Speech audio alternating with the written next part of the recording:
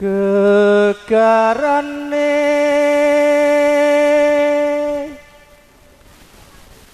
wong akrami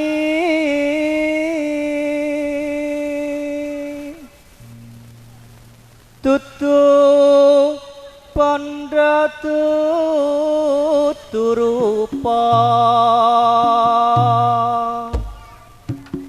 amung ati pawi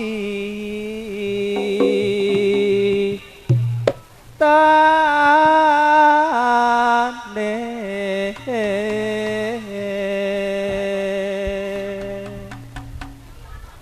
luput pisan kena pisan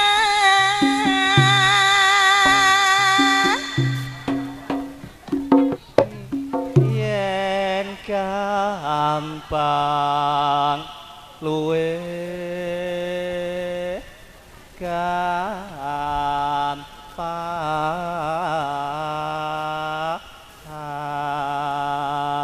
gampang yen angel angel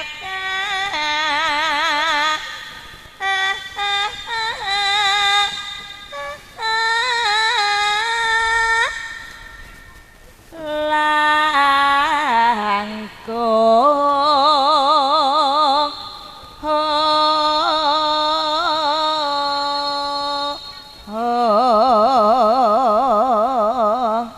tan kena tinumbas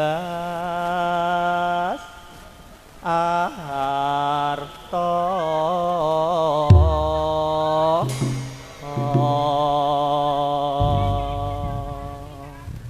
golek ising kaya ngapa sing kaya wong nyatane katakon saprene bola bali gantro wekasane malah bangun tresno tutu pandha tuturupa mung atine dadi pawitane uyup rukun kadya pepindhane mimilan mintuna wis jamaklum prae yen wong urip kodolan kodane gedhe sopran dene ora nganti dadak dadi kawi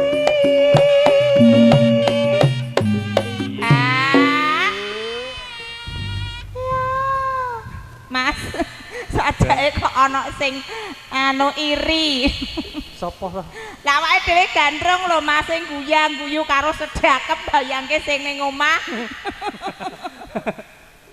apa aku yo meng karepku ngene lah piye tak bagi Pak Ge iki padake lho apa aku kok dibagi maksudnya tak bagi sing ning omah oh bagi sing ning omah lah iki ya bagianku gitu lho ya rino wengi dadi ati wong prasaja halus lebutine sabar torke mati momong putra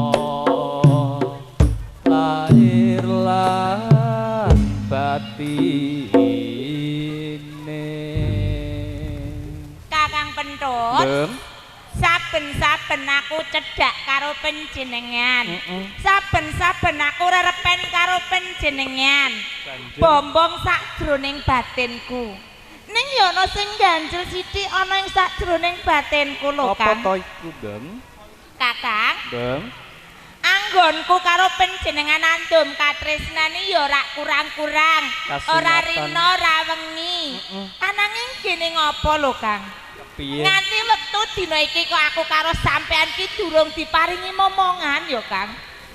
Yen to iku dina sliramu tansah matur kaya mangkono. Merga sekawit ya ora mung awak dhewe iki ya diarani ikhtiar utawa budidaya tan kendhating rasa tresna marang sliramu. Ning kasunyatan Nugroho wiji utawa putra kae mung titipane saka Gusti Kang Maha Kuwasa. Ananging Kakang Pentut, senajan to nganti wektu dina iki aku karo panjenengan durung diparingi momongan.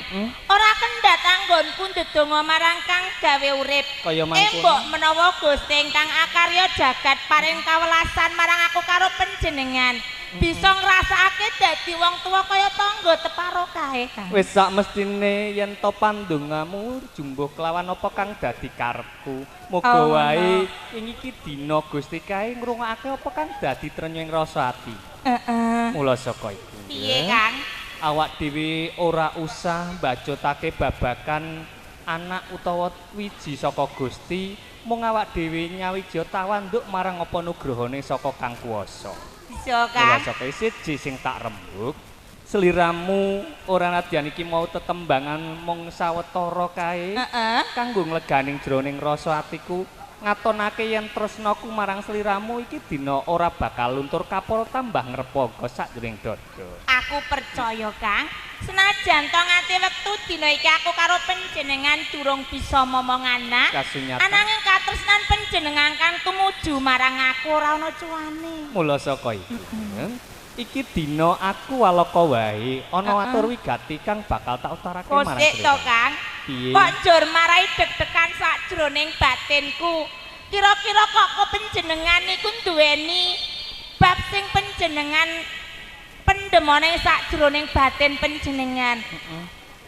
Mbak Iyowo, ana ing papan kene panjenengan bloko suta apa sing dadi unek-unek panjenengan, Kakang? Ora tak selaki jroning atiku ya, Den.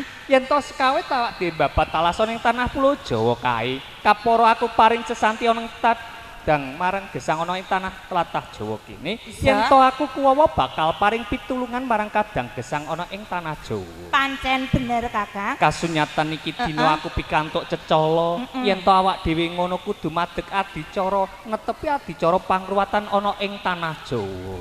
Bisa, Kang. Amangka yen sapa sinampiran jejiban adicara pangruwatan ngono kudu piyai kang sepuh, ora mung sepuh yuswane uga sepuh babagan kawruhe. Mula saka iku iki dina aku bakal nampa apa kang dadi panyuwuning kang hamengku gati merga ora kepenakku yen to iki dina aku nolak apa kang dadi kekarepane ning syarat sarana iki dina sliramu yen to nyarujuki mbok ya aku diparingi ukara sithik kang bakal bisa paring padang lega anggonku nampa wigati, Mbak. Jumbuh karo pengendikan panjenengan sekawit. Panjenengan nampa jejibahan dadi dalang pangruwat ana ing tlatah tanah Jawa. Kasunyatan. Panjenengan ngendika yen to sapa wae sing nampa jejibahan dadi dalang pangruwat kuwi kudu sepuh yuswane. Bener. Uga sepuh kawruhe. Kakang, Mbak. yen to sepuh kawruhe aku percaya. Yen to anggone panjenengan ngangsu kawruh wis buntas. Ananging Kakang, Ananging apa? bab perkara sepuh yuswane. Nganti wektu dina iki aku karo panjenengan durung duweni momongan. Kang ateges durung bisa dinarani bapak kelawan biyung. Kaya mangkono. Kakang Pentut, Bang. ayo aku karo panjenengan jumbuhake kahanan. Nylamur laku dadi kawula lumrah kaya wong-wong ing tanah Jawa kae. Ora nganggo embel-embel Raden Pentul kelawan Raden Tembem. Banjur Kakang Pentul, saiki kari panjenengan Aturku sing sethithik marang panjenengan kaya ngono apa panjenengan bisa mangerteni, Kakang? Aturmu kaya mangkono gawe padang pamikiranku yen to kasunyatan iki dina nyaruji apa babagan pangadeg adicara pangruwatan. Awak dhewe kudu nylamur laku ing kahanan. Yen to kasunyatan kaya mangkono aku uga mangerteni awak dhewe urip bebrayan tanah Jawa kae ya wis sawetara suwe kapara yen to iki dina mangerteni ana piyayi sepuh yuswane mijil kakung kae sinebut kaki dalah kang wadon kae sinebut nini sing panjenengan kersak jumbuhake kahanan yen to iki dina silih bareng ngatur kaya mangkono nylamur laku kahanan ing iki dina nampa kang dadi jejibahan ora sesebutan Raden Pentul kelawan Raden Tembung ganti jejuluk kaki legayek dalah ini legayek.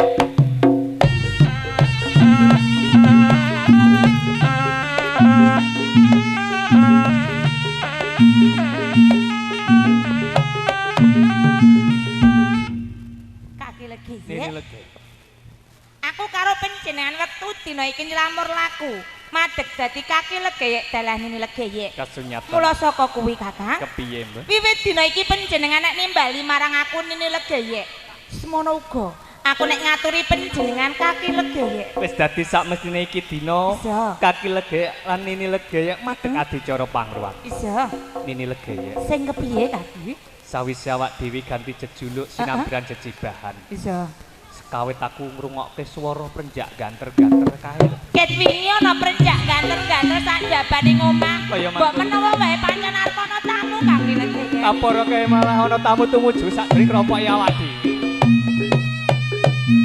Madepe mriki, Bu. Madepe mriki nggih.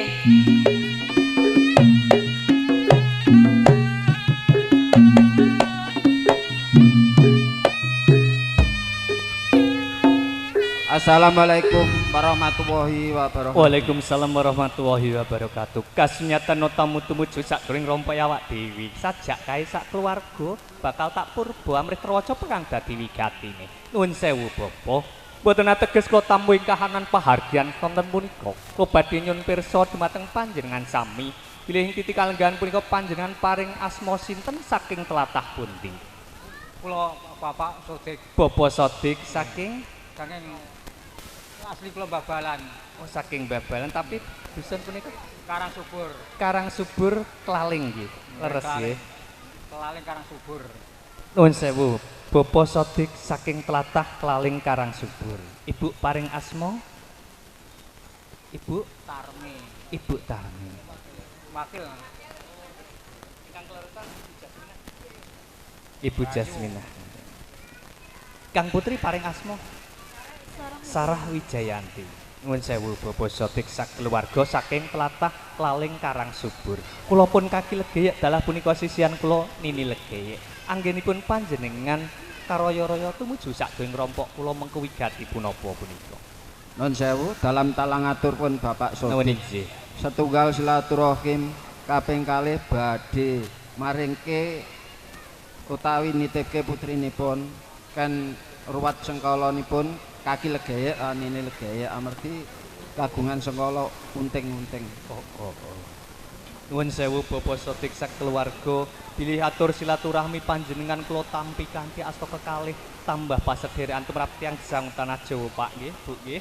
Mengku wigati ingkang angka kalih bilih lumantar talang atur panjenengan bilih ing titik kalenggahan punika panjenengan netepi adat tanah Jawa.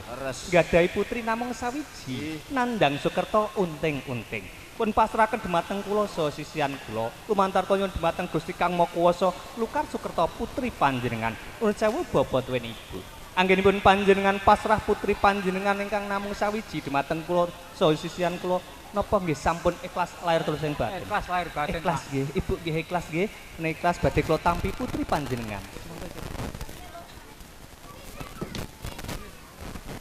Bapak Sodik saha Ibu Jasminah sak keluarga. Ing titik kalenggahan punika panjenengan ampun alit ing kalih. Nggih putri panjenengan badhe kula rengkuh kadya anak kula piyambak kapara samangke dadosaken putri ingkang salihah ngabekti tiyang gamilan muguna tumrap musa bangsanipun. Ing titik kalenggahan ugi punika Sukerto tumapan jiwa lan raganipun putri panjenengan kalukar dening Gusti Kang Maha Kuwasa dadosaken putri ingkang suci boten gadah sengkala punapa-punapa pinaringan panjang umur pan takwa dening Gusti Kang Maha Kuwasa. Nuwun sewu Sak sampunipun panjenengan pasrah putri panjenengan dhumateng kula saha sisihan kula. Tasih wonten wigati ingkang dereng kawedhar napa sampun murakapi. Sampun murakapi. Sajak panjenengan gati-gati badhe kondur tumuju dalem suwang-suwang kula tansah sugeng nderekaken kondur rahayune ing wassalamualaikum warahmatullahi wabarakatuh. Waalaikumsalam warahmatullahi wabarakatuh.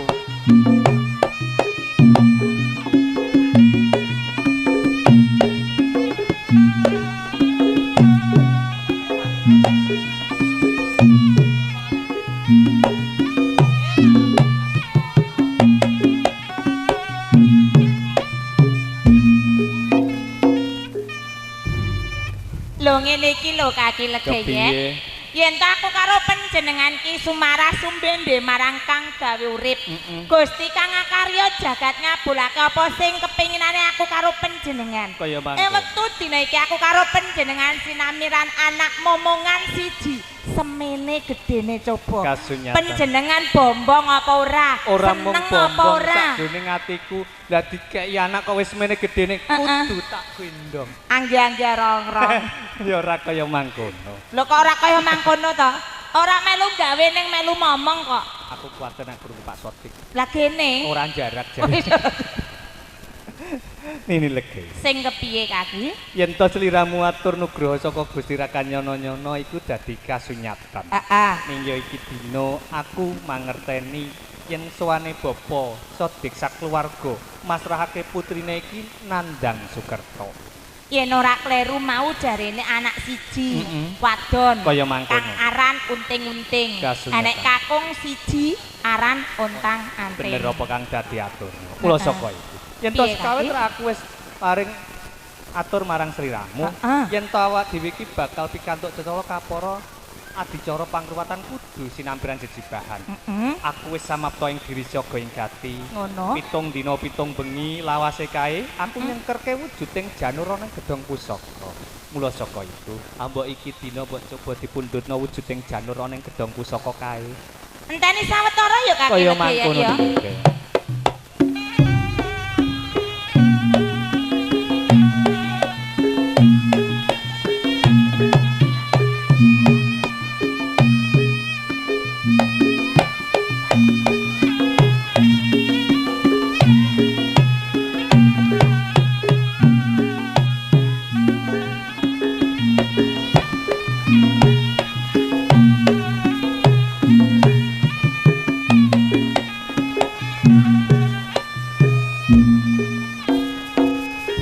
Kaki Legeye. Nini Legeye. Aku gumun setahun.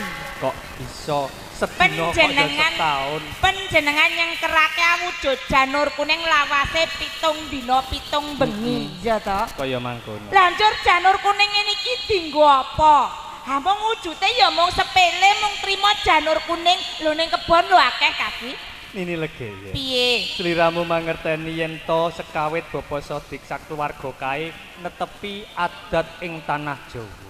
Bener. Amangka ing tanah Jawa ki kebak adat budaya mengkuwerdi lan samudana. Heeh. Sejatine janur kuwi ing tanah Jawa mengkuwerdi. Werdine sing kepiye? Kang ateges janur kae sejatine cahya utawa nur kang temenan tumurun saka dhuwur kanthi jabah Gusti Kang Maha Kuwasa. Lumantar guna katiasaning janur kuning. Wis tak sengkerke 7 dina 7 bengi, tak paringi aji sangut bakal tak kalungke ana ing janggane anakmu supaya kalis rubedane ring sambikala. Kaki Legeye. Nini Legeye. Aku kepengin mangerteni bukti kasunyatane. Kaya mangko. Janur kuning tak paringake marang panjenengan Kaki. Sembah.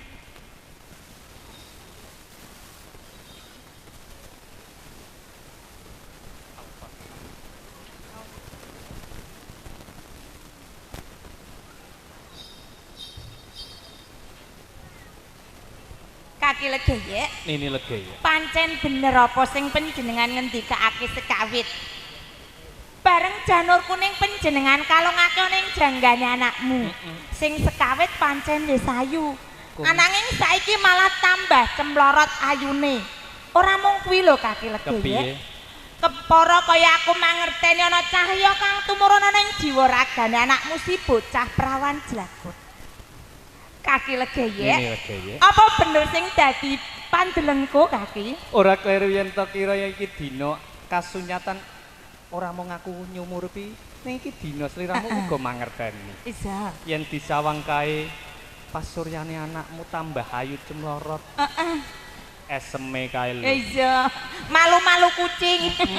Janjane kowe ngeti ngisor ameh disiapno apa piye? Ora menawa goleki sing tiba. Kang ateges nur utawa cahya wis ngawiji ning jiwa ragane. Oh. Mula iki dina katon cemlorot pasuryane. Jumbuh kelawan iki dina kang dadi kasunyatan. Iya. Anakmu bakal tak lukar sukertone kanthi jabah Gusti Kang Maha Kuwasa. Ewang-ewang ngono aku manungku bojo.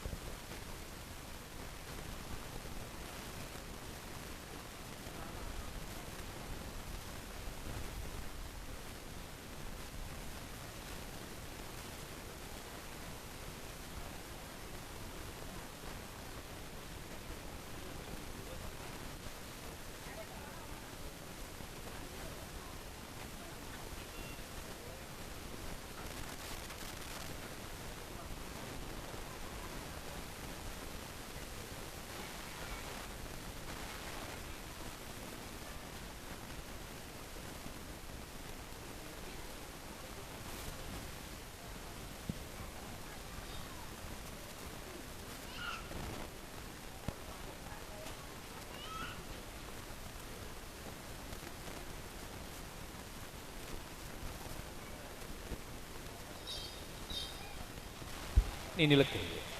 Yen to iki dina kasunyatan anakmu wis tak lukar sukertone kanthi jabah Gusti Kang Maha Kuwasa dadi bocah kang suci ora desengkala apa-apa.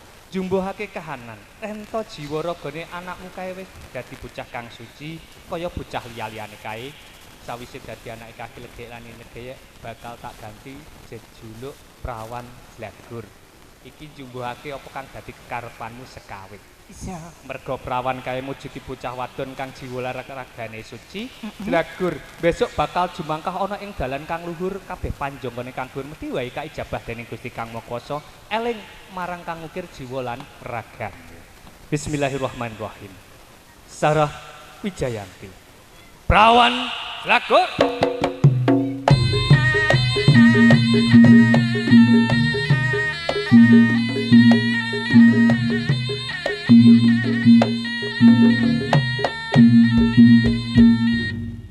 Nini legeye.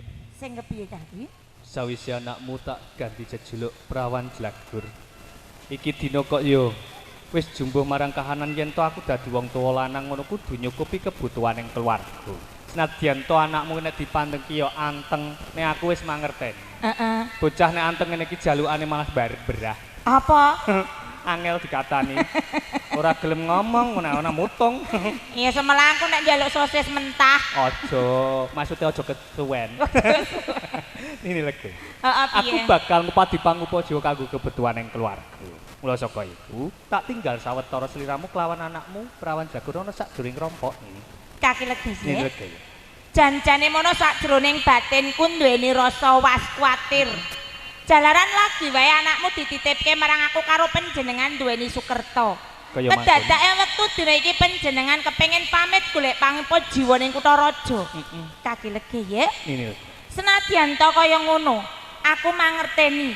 Panjenengan duweni niat kang kaya ngono jalaran panjenengan nelakake gedening katresnan panjenengan kang tumuju marang aku kelawan anakmu. Kaya mangkon. Panjenengan kepengin murakapi kebutuhane anakmu lan keluarga. Mula saka kuwi Kaki legi ya. Ini lagi. Gandeng wis pirang-pirang taun nggonku jejodohan karo panjenengan kuwi durung nate panjenengan tinggal. Kamangka aku ing wektu dina iki duweni tanggung jawab keslametane anakmu si Prawan Jlagur. Kaki legi ya. Ini lagi ya. Sadurunge panjenengan tinggal saka ngomah kene sak mengkone, aku nyuwun marang panjenengan. Apa? Panjenengan golekake kanca ruang. Dimen bisa dijak dodolanan anakmu si Prawan Jlagur ana ing papan kene. Lan sing luwih baku Kaki legi ya. Kanggo ngewangi-wangi anggonku njaga keslametane anakmu si Prawan Jlagur. bau kiwa tengene sak rina lan sak wengine apa panjenengan saguh? Kasunyatan nylamur laku kahanan iki dina nyembadani apa kang dadi panyuwunmu ora teges aku kudu njaluk kanca ruwang marang tangga teparo ning kasunyatan mangertiya kadang tuwa papat cacahe prawan Jlagur bakal tak wujudake ning pengarepanmu kajaba kanggo kanca ruwang sliramu uga jaga keselamatane kadange aku ngono Kaki. Bismillahirrahmanirrahim Supiyah Amarah Alwang Mutmainah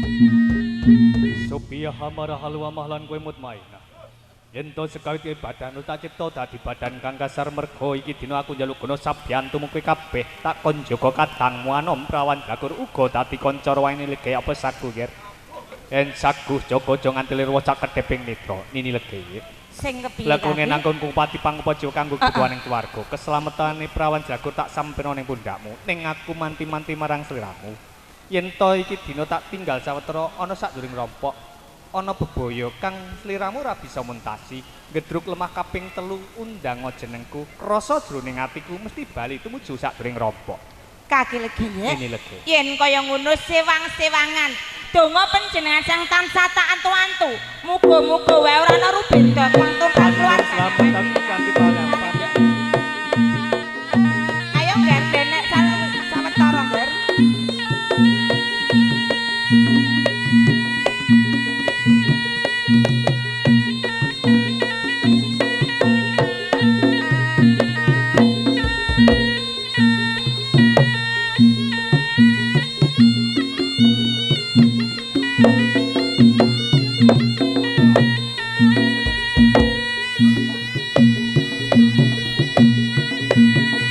Supiyah Amarah Alwamah lan Mutmainah manjinga bau kiwa tengene adimu si prawan Jlagur sawetara nini lege pasrah marang kowe sak papaten jaken dedolanan sawetara ning papan kene masa borong keselamatane adimu sawiji si prawan Jlagur tak pasrahke marang kowe sak papate ger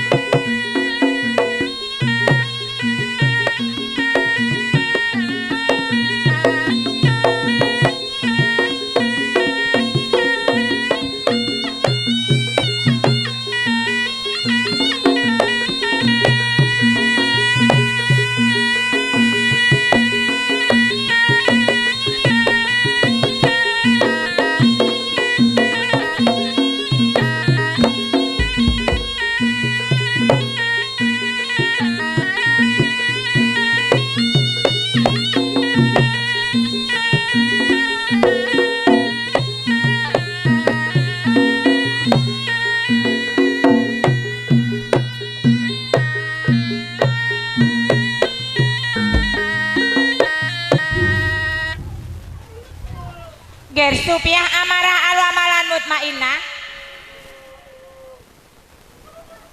Saka pepungkuran tak rungok-rungokake kok sepi nyenyet. Lho. Sik. Bareng aku teko papan kene kok malah kowe pating tangis gegulungan ana ing tengahing latar kene coba. Menengo luwih dhisik ini. Kene lungguh, ayo lungguh. Supiah amarah alwamalan mutmainah. Kene ngopo?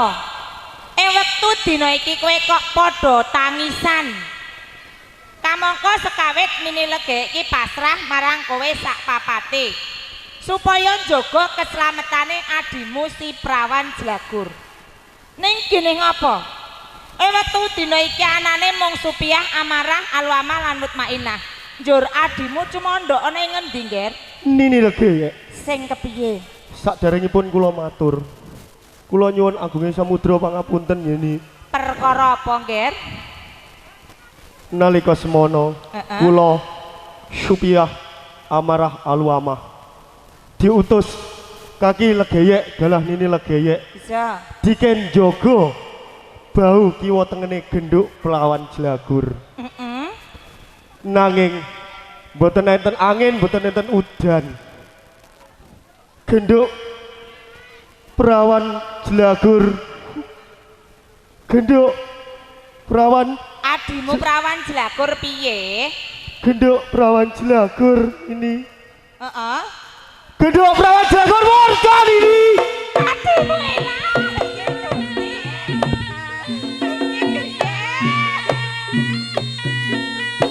Supiah amarah lu amalan mutmainah. Kok sembrono anggon jaga atimu. Gampang temen anggon mengucap adimu ilang ana ing papan iki. Supiah amarah lu amalan mutmainah. Nalika semono kaki legek pasrah marang kowe sak papate. Supaya jaga keselamatan adimu si Prawan Jlagur. Kowe sak papate ngomong saku. Ning kene ngapa kedadiane malah kaya ngene adimu ilang kowe ra golekane papan ngendi papan dununge. Ngira anakku bocah ayu. Ngira anakku Prawan Jlagur. Dene legek yang lengkono luput marang sliramu. Watene wektu dina iki kowe ilang saka papan panggonanmu. Duh Gusti ingkang akarya jagat. Senajan ta wonten pundi papan dunungipun anak kula si Prawan Jlagur. Mugi pinaringana karahayon. Dadi legene.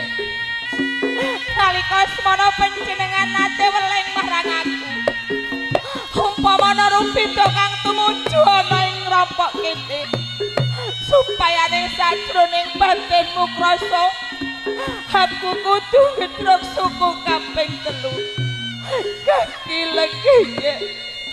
Wektu dina iki aku butuh sabiyantu golek anakmu si Prawan Jlagur. Baliane papan kene wang ana nggonku golek anakmu kaki legene. Baliane papan kene kaki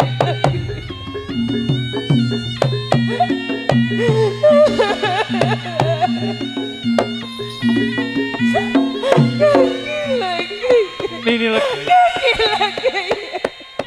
Sawise aku budal ngupati pangpo jiwa kanggo kebutuhane keluarga. Kok sumendang kepengin mangerteni sliramu dalah anakmu. Ning yo kene. Iki dina aku ngombono sak bring rompok. Kadang tua papat cacahe padha sediatine sliramu talang tangis kaya mati. Ini legi. Kejatine ana kedadian apa? Kaki lagi. Ini legi. Kaya ora gunane aku urip ning jagat raya iki. Aku paten ana wektu dina iki kaki lagi. Matur Kang Walaka. Iki dina prawaca pekan dadi aturmu. Aja gawe bingung aku. Kaki lagi. Wektu dina iki anakmu bocah prawan jago. Iya. Kaya nalika semono panjenengan pasrahake marang aku. Kasunyatan. Wektu dina iki Kakang Prawan Blagor kae. anakmu ilang. Prawan Blagor aneh.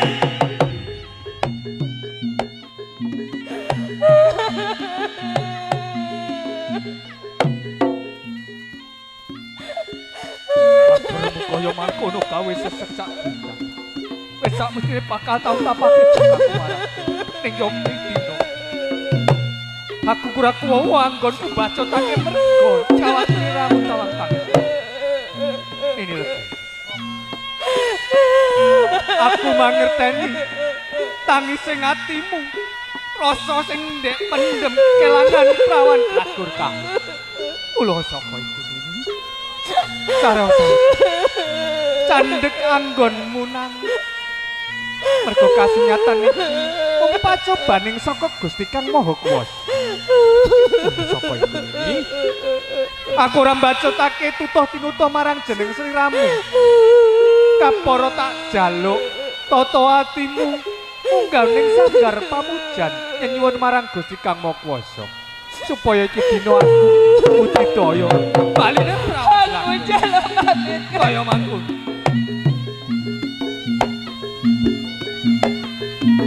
Sophia, amarah halu amalan kowe mutmain. Ora teges aku ora duka marang jeneng kowe kabeh. Nanging iki dina kapur tambah abot ana sak dhuwuring pundakmu. Yen to kasunyatan prawan Blagor kadangmu anom kae murca saka dampar kamandhahmu.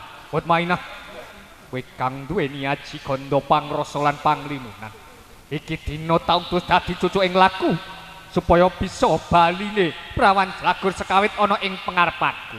Lan kowe kabeh aja enak kapenak memanu ana lakune Mutmainah amrih bisa baline kadangmu anom prawan Blagor. Mula saka iku, Ger, iki dina kanthi palilaku enggal budhalo, Ger.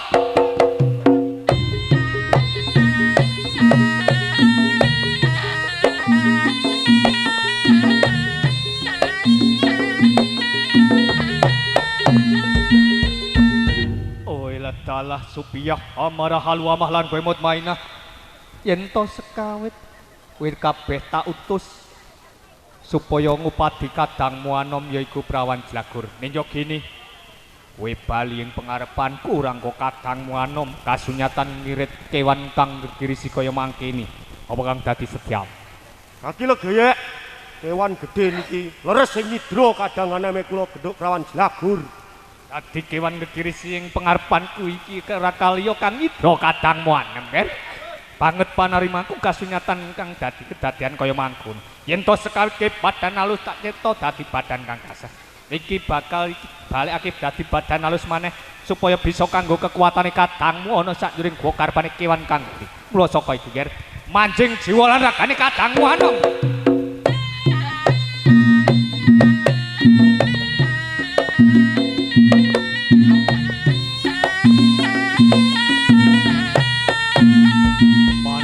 Mandeg satrio tejo laksana tejane wong aran katon gemlundung kaya krikil malang-malang ler kadyondo losat-losot nang tenging marga caturya tenging prapatan yen to kasunyatan kewan gegirisi ning pengarepanku iki bisa tata jalma sapa kang dadi dasanamamu, Ger?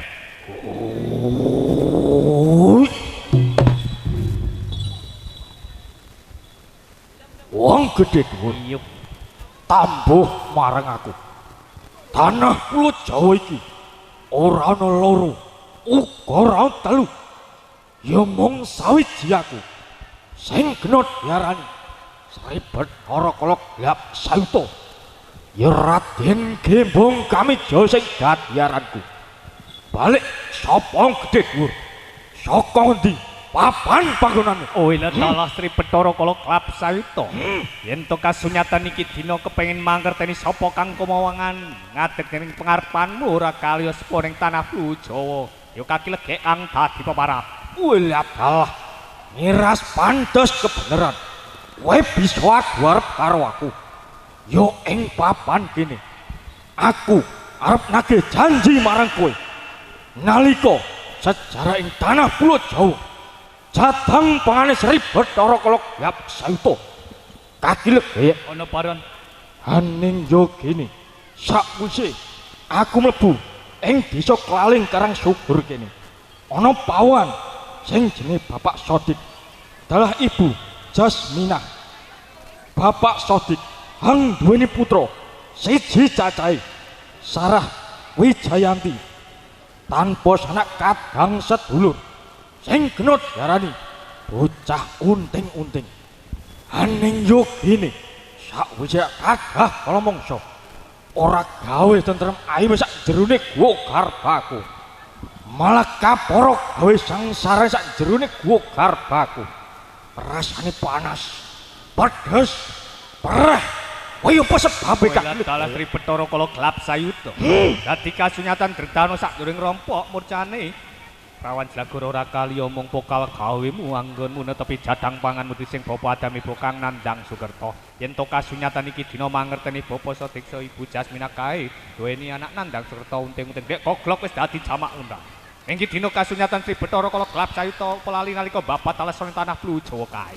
Entuk Sri Bathara Kala Gelap Sayuta goglok apa kang dadi jadang pangan sing bapa Adam ibu kang nandang Sukerta. Nanging yen to ora karuwat jengkal. Ambalistan maneh yen ta ora karuwat cengkalane amangka iki dina wis mangerteni Sri Bathara Kala Gelap Sayuta yen ta bocah kae kinalungan janur kuning ning janggane apa ora tawari ngaji sangut kang iki dina uga wis kalukar Sukertane dening Gusti Kang Maha Kuwasa.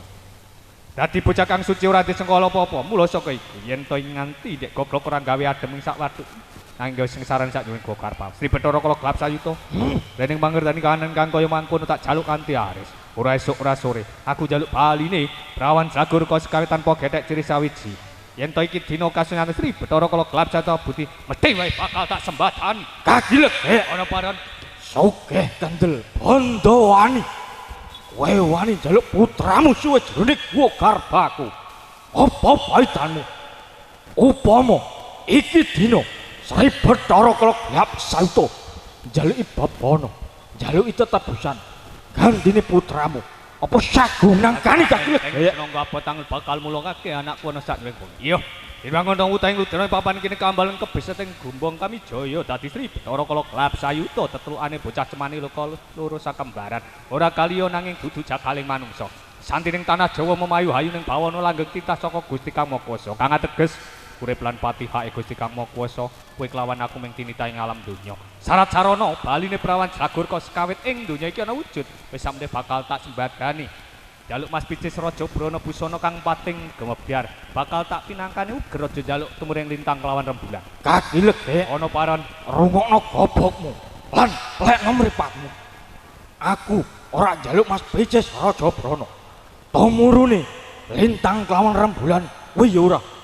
Utawa busana sing pating gobyar kuwi ya ora.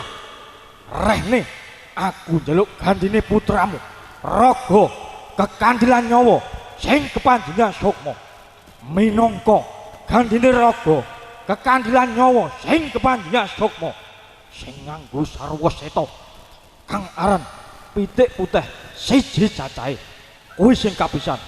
Sing kaloro beras sak fitra sak bumbune. Sing katelu muri putih sak dedeg sak pengawe. Ora esuk ora sore yen Kaki legek saguh ngujuti panjenengane Sri Bathara Kala Gelap Sayuta putramu bakal tak lukarake Kaki legek.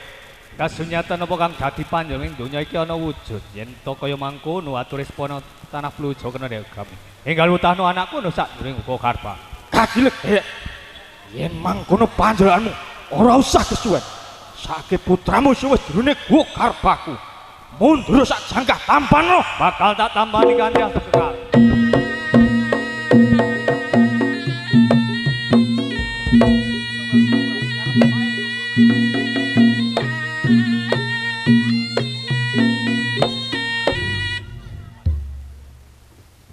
Ini legeye enggal tumuruna saka sanggar pamujan. Kaki legek. Ya ganti pandungamu ini legeye. Piye? Aku bali ana sakjroning rompok Ya. kalawan anakmu Prawan Jlagor. Anakku? Iya. Anakku bali. Kasunyatan. Saiki ndi? Endi anakku ndi? Anakku ndi? Sik to sareh.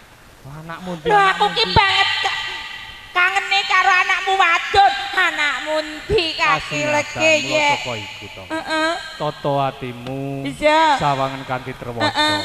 Sapa kang tumapan ana sak mriki? Iki anakku ki, anakku sing ayu dhewe. Anakku tenan iki yo kaki legeye yo. Lah tititi anakmu tenan apa ora?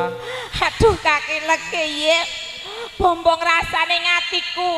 Aku nerake gedene panarima marang panjenengan. Kasunyat. Aku njaluk tulung marang panjenengan supaya mbalekake anakmu ning pangkonku. Ora nganti gantalan dina panjenengan wis maringake anakku ning pangkonku kaki legene. Mergo kabeh mau wis kaijabat dening Gusti Kang Maha Iya. Kuwasa. Ora tak silaki. Sawetara anakmu kacidra dening Sri Bathara Kala Sayuta. Ananging kaki Ning legeye. rahayune mergo iki dina wis kalukar sukertone dadi bocah kang suci, tak paringi aji sangat kali seru bedane ring wigara. Kaki legeye. Gandeng kahanan iki kaku yo isin banget. Lagi duweni anak sedhilo wae ana kahanan kang kaya ngono. Iya, iya. Mula saka kuwi kaki legeye. Aja nganti wong atuane mangerteni, tangga teparo ya aja mangerteni. Cukup aku karo panjenengan sing mangerteni kahanan iki kaki. Kang ateges iki mung kanggo wadine awak dhewe. Heeh. Ini legeye. Piye? Tak sawang ya bungah jroning atimu. Bunga banget kaki legeye. Ning sawise anakmu bali ana sak jroning kampok. Prenjak ganter-ganter kae kok saya Kae saka kadoan dampyak-dampyak sajak armono tamu kaki. Coba-coba dirantu sawetara.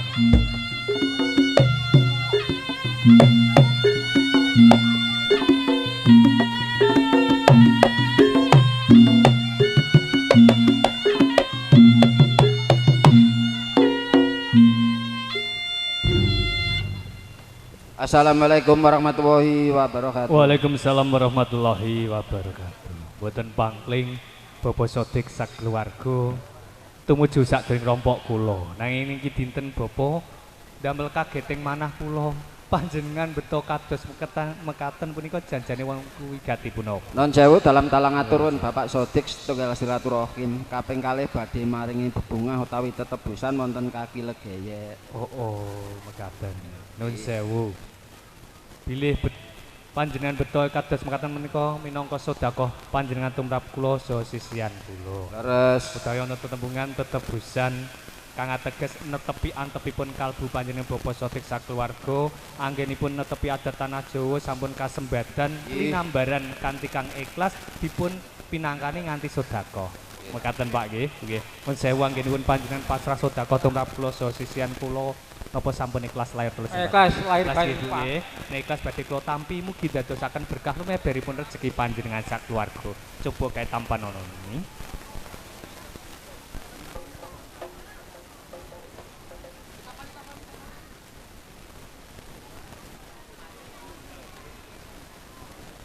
Nyuwun sewu Bapak, tuwin Ibu. Sak sampunipun panjenengan pasrah sedekah tumrap kula saha sisihan kula. Kula dereng pana napa ingkang dados wigati ingkang dereng kawedhar. Panjenengan badhe ngajak kondur putri panjenengan leres nggih. Janjane punika wonten wigati punapa lho. Kula nembe remen lho, kula wentah putri panjenengan punika. Pun kedangu pun. Nggih. Nggih, dipun rawat piyambak. Oh. Dening punika putri ingkang namung sawiji, kapara sampun lombaning asmara nata keluarga.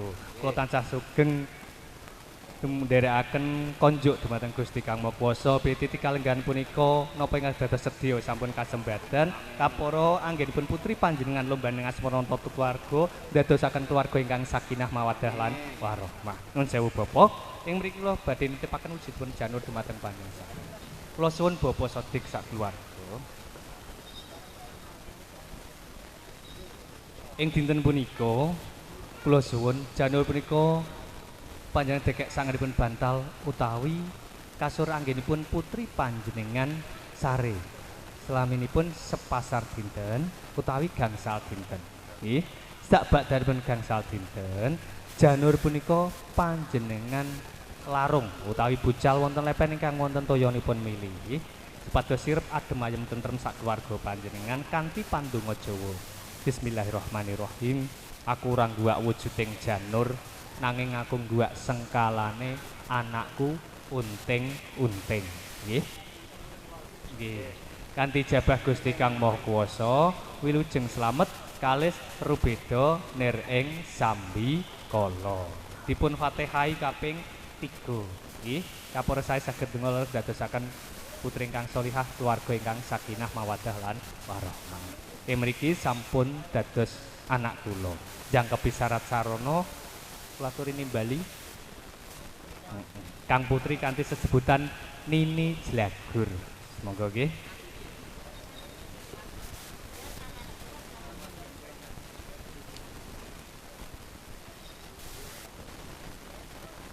Njer anak kula saya Sarah Wijayanti Nini Jlagur.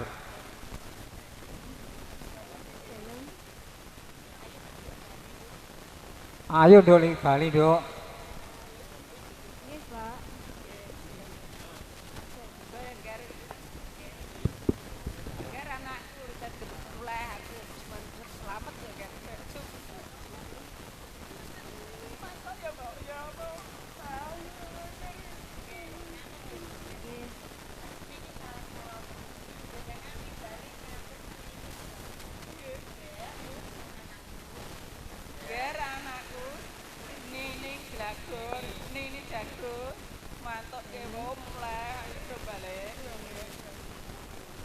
Alhamdulillah. Sampun menapa ing dados wigati panjenengan, sumangga adicara pangruwatan ing dinten punika dipungkasi kanthi barokah Fatihah. Nggih, mugi leres napa ingkang dados sedya wigati sampun kasembadan, warga panjenengan tansah pinayungan keselamatan dening Gusti Kang Maha Kuwasa. Minal hajati bil barokatihil Fatihah.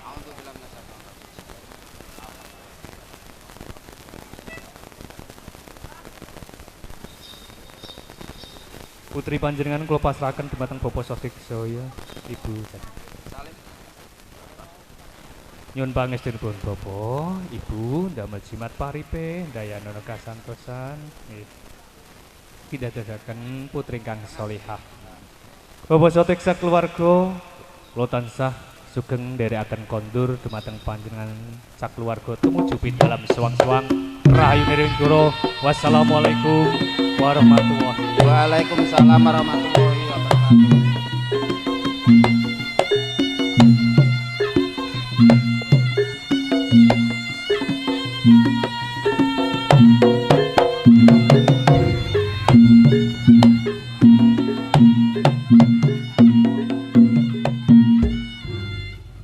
Kaki lege ye. Ini lagi. Aku ki gumun, ya ta. Wong atuane genduk Nini Jlagur mau maringi aku karo panjenengan awujud maneka warna kanggo sedekah utawa pitebusan. Kaya mangkun. Kejaba iku aku uga diparingi embor. Sakjroning embor iku ana maneka warna. Gandeng aku kum ora mangerteni apa sing dikersakake. Umpama panjenengan ngerti coba. Panjenengan wedharake siji mbaka siji ana ing papan kene Wis sak mestine merga Bapak Sodik sakeluarga kae netepi adat tanah Plu Jawa. Mongko urip ing tanah Jawa kebak adat budaya mengko werdian samudana. Ana unenenan yen to wong Jawa aja lali jawane. Embor awak diwajib gemborake utawa ngandhakake marang tangga teparo ana ing tlatah Klaling Karang Subur kene yen to kasunyatan Bapak Sodik sakeluarga kae wis lukar kerta putrine. Yen to beras kuning ngening-ngeningake pikir sok kapan aku bisa ngruwat sengkalan iki dina wis kasembadan kapara kembang taman Bapak Sodik saha Ibu Jasma sakeluarga kae ora lali marang kadang tuwa papat cacahe kapara para nabi para rasul para wali wah tanah Mekah Madinah tanah Plu Jawa bil khusus kaki danyang sahibul wilayah ana ing tlatah Klaling Karang Subur kene lumeber ahli kubur jaler lan estri. Yen to wajib ora mung nglairake maringi jeneng ngitanake nikahake uga ngruwat sengkalane iki wis dadi kewajibane wong tuwane. Yen to godhong alang-alang apa-apa lan godhong luweh mengko werdi yen to kasunyatan Bapak Sodik saha Ibu Jasmine sakeluarga wiwit awal duwe hajat lan akhire tansah nyuwun marang Gusti Kang Maha Kuwasa supaya ora ana alangan apa-apa kalis rubeda nir ing sambikala sak badane duwe gawe kae utawa hajat kaluwehake kajembarake rezekine kok sasmitaning godhong luweh kang ateges luweh lebih sembarangane kae. Yen to kupat luar cara pangruwatan iki dina unting-unting wis kalukar dening Gusti Kang Maha Kuwasa senajan para malaikat. para nabi, para rasul, para wali wahtana Mekah Madinah tanah pluju abil khusus bagi danyang sohibul wilayah wonten ing tlatah Klaling Karang Subur. Ugi dipun angestani para pamirsa kakung semono putri dinamping dinten inggih menika Minggu kliwon. Kanthi piwasan Allahumma sholli ala sayyidina Muhammad. Allahumma sholli ala sayyidina Muhammad. Luar saka kersane Allah Subhanahu wa taala. Allahu Akbar.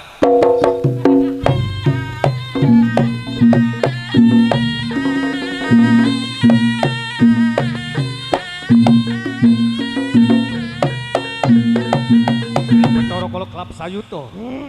Ora teges aku nglirwake apa kang dadi panjenengan kasunyatan sadurunge apa kang dadi pancak sembadane. Aku njaluk sabyantu saguh yen kaya mangkur sadurunge rima lan wengine yen to ana bebaya kang bakal ngridu keluarga utawa kang hamengku gati bakal tumama saka lor Tak bapak tak balik ing ngalor.